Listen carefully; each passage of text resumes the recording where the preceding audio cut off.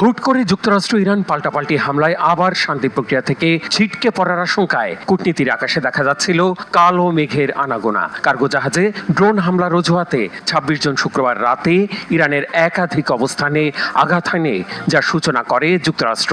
এমন অবস্থায় মার্কিন সেনাদের দোজখে পাঠানো আর ইরানকে নিশ্চিহ্ন করার হুমকি চালাচালির ২৪ ঘন্টা না পেরোতেই এলো স্বস্তির খবর। আপাতত হামলা থামিয়ে শান্তি আলোচনায় মনোযোগী হতে একমত হয়েছে ওয়াশিংটন ও তেহরান। বরাবরের মতো এবারও কৌশলী শর্তের বেড়াজাল রেখেছে কি ওয়াশিংটন? কি বলছে হোয়াইট হাউস? হরমুজ প্রণালীতে পাল্টাপাল্টি হামলা সত্ত্বেও আপাতত বিরতির সিদ্ধান্ত নিয়েছে ওয়াশিংটন। ট্রাম্প প্রশাসনের একাধিক কর্মকর্তা এই বিষয়টি নিশ্চিত করেছেন।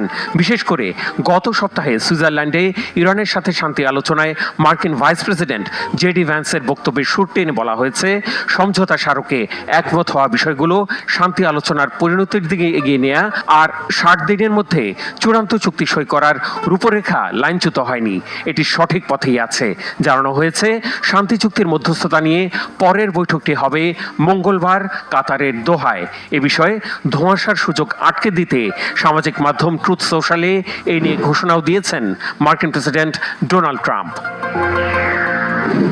মার্কিন প্রশাসনের অন্দরমহলের এই বক্তব্যকে প্রশ্নবিদ্ধ করে দিয়েছেন ইরানের উপ পররাষ্ট্রমন্ত্রী কাজেম গরিবাবাদি। তার বরাত দিয়ে একাধিক গণমাধ্যমে দাবি করা হয়েছে, কাতারে যুক্তরাষ্ট্র ইরানের প্রতিনিধিদের সরাসরি বৈঠক মঙ্গলবার তো দূরের কথা, চলতি সপ্তাহে এ ধরনের কোনো আলোচনায় আগ্রহী নয় তেহরান।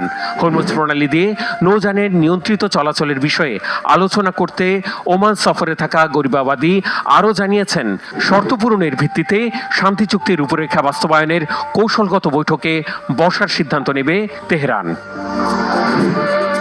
এদিকে লেবানন থেকে ইসরায়েলের সেনা প্রত্যাহারের সুস্পষ্ট সময়সূচি জানতে চেয়েছে তেহরান। ইরানের পররাষ্ট্র মন্ত্রণালয়ের মুখপাত্র ইসমাইল বাঘাই বলেছেন, সমঝোতা স্মারকের প্রথম ধারায় লেবানন থেকে ইসরায়েলি সেনা প্রত্যাহারের বিষয়টি সুস্পষ্টভাবে বলা আছে। এই দাবি আদায়ে চাপ সৃষ্টির অব্যাহত প্রক্রিয়ার মধ্যেই যুদ্ধবিরতি লঙ্ঘন করে লেবাননে আবার হামলা চালিয়েছে ইসরায়েল। এবারের টার্গেট ছিল দক্ষিণ লেবাননের মাজদা জন গ্রাম। ভিডিও প্রকাশ করে ইসরায়েলের সেনা সদর দাবি করেছে, ওই হামলায় ধ্বংস হয়েছে হিজবুল্লাহর একটি ভূগর্ভস্থ ঘাঁটি। লেবাননে দক্ষিণাঞ্চলে ইসরায়েলের এই হামলার নিন্দায় বিবৃতি দিয়েছে হিজবুল্লাহ। এতে বলা হয়েছে, মাতৃভূমি আর লেবানিজদের রক্ষায় হিজবুল্লাহ যোদ্ধাদের প্রতিরোধ গড়ার অধিকার রয়েছে। এদিকে সিরিয়ার কুনিত্রা ও দেরায় ইসরায়েলের হামলার নিন্দায় বিবৃতি দিয়েছে কাতার। দেশটির পররাষ্ট্র মন্ত্রণালয়ের বিবৃতিতে ইসরায়েলকে আন্তর্জাতিক আইন মেনে চলার আহ্বান জানানো হয়েছে।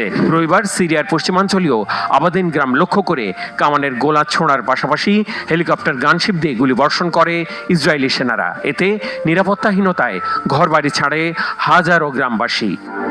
এবার